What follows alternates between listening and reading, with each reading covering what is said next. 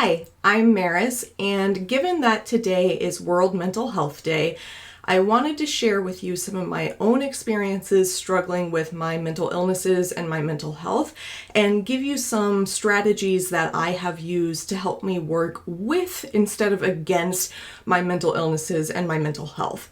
So first up, I just want to say that you don't have to have a mental illness to have bad periods with your mental health.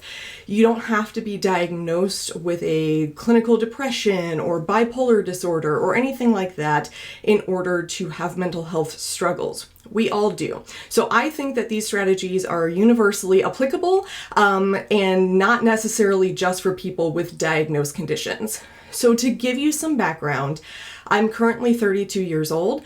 When I was in my early 20s, I was struggling severely.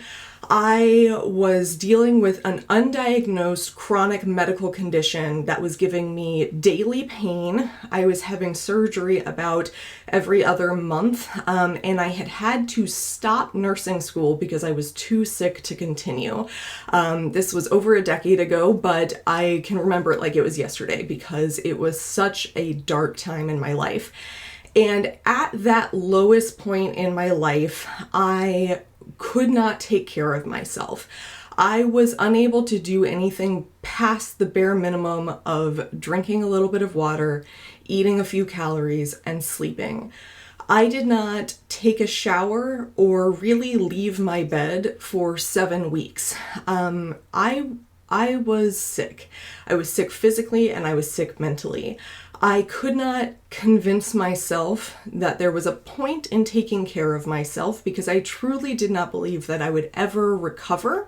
I thought that I had a death sentence, and I thought that it was a waste of my time to take care of myself. I did not believe that I was worthy of self-care.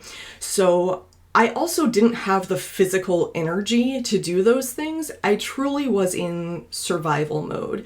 I was doing only the things that kept me alive and nothing else. So I just remember I was lying in bed watching Netflix on my laptop basically any time that I wasn't sleeping. I would get up and go to the bathroom, drink some water, eat some food, and come back to bed. And that's the worst time of my entire life, undoubtedly.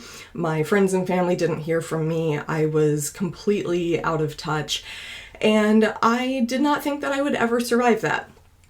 I clearly did. I went on to get married and have a family and do nursing school again and be successful and start my career. I did all of those things, and a lot of it had to do with seeking help and being in therapy with someone who is a mental health expert. And part of it was, of course, treating the underlying cause of my physical health problems. But as I got older and as I dealt with more life experiences and realized that my medical condition is a lifelong one, I have a genetic condition, I knew that I would have flare-ups and bad days and things going on in my physical health again for the rest of my life, and that I needed to come up with some strategies to help me deal with those things when my physical health gets bad. So one of the things that I want to share with you is I am a perfectionist, and I was absolutely debilitated by the fear of not being able to do something right or well to some sort of imaginary standard. I had grown up hearing the philosophy that you had to do everything right, that anything worth doing was worth doing right. And I would propose to you that anything worth doing is worth doing partially or sloppily or half done.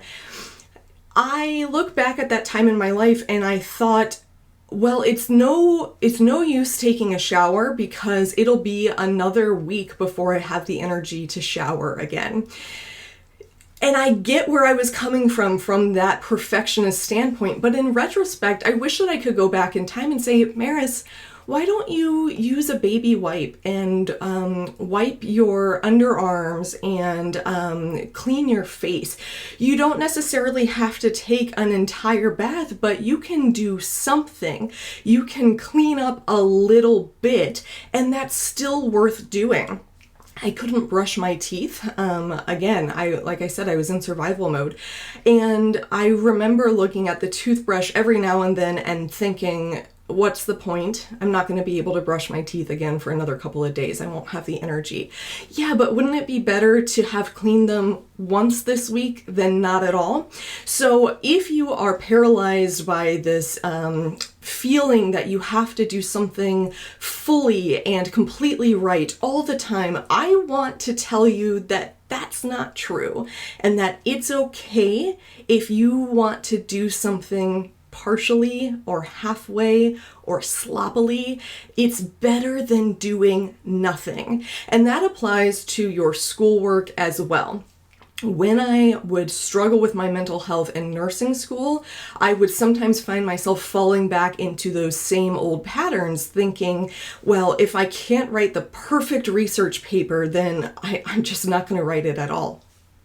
What? No, absolutely not. If you can write part of it today, if you can find one source, if you can turn something in, some points are better than no points, right? That's always going to be the case. And I think that applies everywhere in your life. It's worth doing something partially if that's the only effort you can expend. That's okay. You are allowed to say, I don't have the time, I don't have the energy, I don't wish to expend the effort to put forth the amount of work it would take to come up with a perfect finished product. Good enough is good enough. So if that means feeding yourself, I would rather you eat candy today than nothing today. If that means hygiene, I would rather you brush your teeth once this week than not at all. If that means school, I would rather you turn in a half-done paper than no paper at all. So I apply that everywhere in my life. Anything worth doing is worth doing poorly, and I think that's okay. So let me be the one to tell you, to give you the permission that you don't have to be perfect, and the things that you do in your day-to-day life don't have to be perfect either. Now, another thing that I struggle with my whole life and to this day is being overwhelmed by the amount of things that I have to do. As someone with ADHD, I see a to-do list and I become truly paralyzed by indecision. A to-do list is very good for someone with ADHD because it helps me to remember the things that I need to do, since people with ADHD struggle with a working memory. But also, I have a hard time prioritizing if all I see is 15 things on a list. Where do I start? What's the most important? I really had a hard time with that. So I came up with what I call my 3 non-negotiables. And this is a philosophy that I have used to guide me ever since I was probably 25. I really struggled because I would say, let's say I had 15 things to do and 2 of them were critically important and 5 of them were easy and not at all important. I would always end up doing the easy and not at all important ones, right? Always. And so it's not that I didn't want to do the most important things, it's that I didn't know what they were. So every day, I would write down what my 3 non-negotiable tasks were for that day. And it's gonna change day to day. So sometimes the 3 non-negotiables for me were get out of bed, take a shower, and eat some food. Pure survival mode, but it helped me to prioritize. You need to take care of yourself before you can do anything else. And if you do those 3 things, you have done the 3 highest priority items on your list today, and you can call this day a success. Sometimes that looks different. Sometimes it's I need to find 6 sources for my research paper. I need to submit my background check information to the Board of Nursing, and I need to take 50 practice questions today.